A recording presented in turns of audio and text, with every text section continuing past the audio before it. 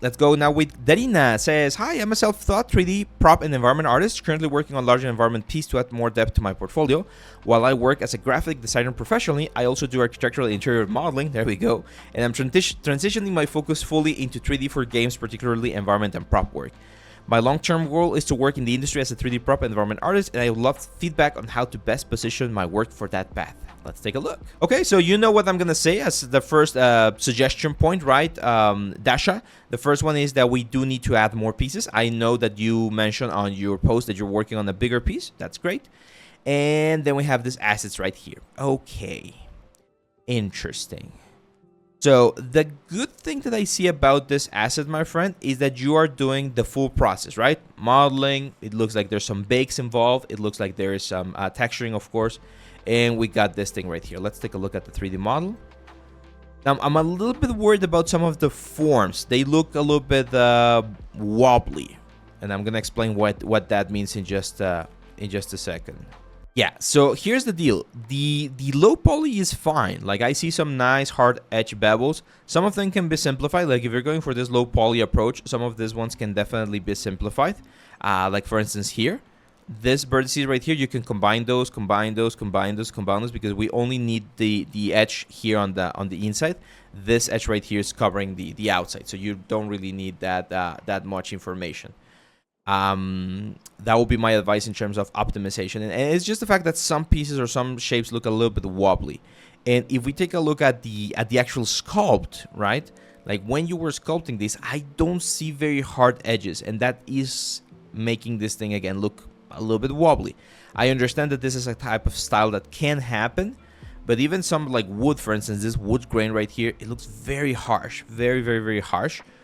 I would try to clean this or keep the silhouette a little bit cleaner. Let me explain what that means. And this is one of those things that takes a little while to really understand, and experience is of course going to give you that information. So here. So right now, if we take a look at the element, you're gonna see that we don't have that much variation in terms of the silhouette. So what we can do, especially for this stylized stuff, is exaggerate things a little bit more, right? So for instance, something like this.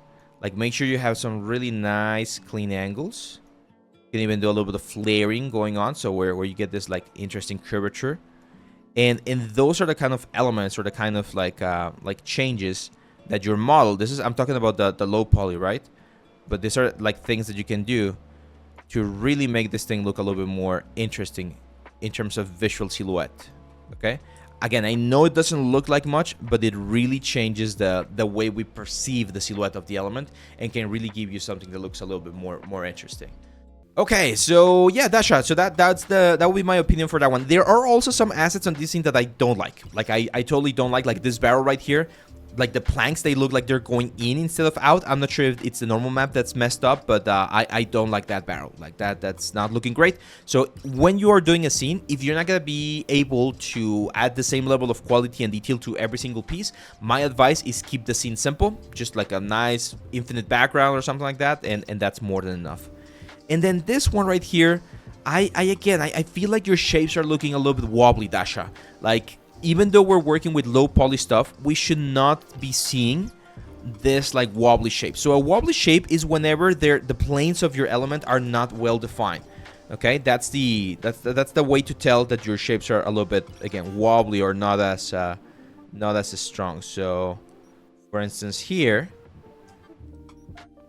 what we want to see is a really strong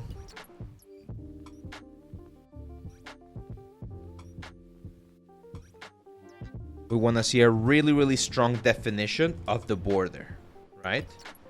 So it should be very obvious when the different planes of your element are changing, like this. Okay, so if we don't see that like strong silhouette, that makes the whole thing look like it's made out of plastic. You can see it right here.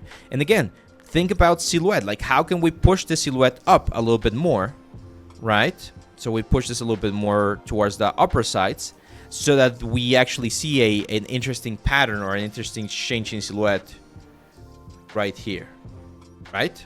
That kind of stuff is gonna make this piece pop a little bit more. We do have a model viewer and we do have some maps. The maps are fine. I feel like there's a little bit of wasted space as well. This pattern is really cool, to be honest. We did this with the wooden door last week. If you guys missed that one, check the video on YouTube. It's pretty cool about a technique that we have in Substance Painter to use this kind of patterns for engravings.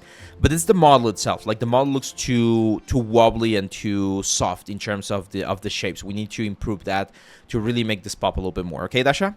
Hope that helps.